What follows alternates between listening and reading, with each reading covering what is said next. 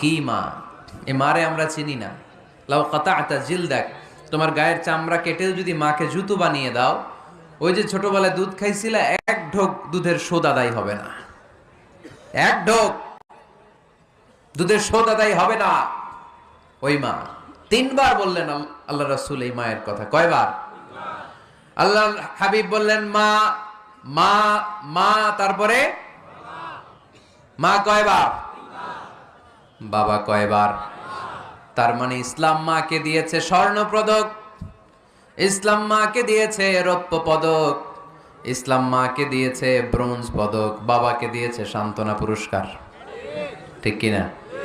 তিনবার যদি মা হয়, একবার যদি বাবা হয়, তাহলে স্বর্ণ পদক কে?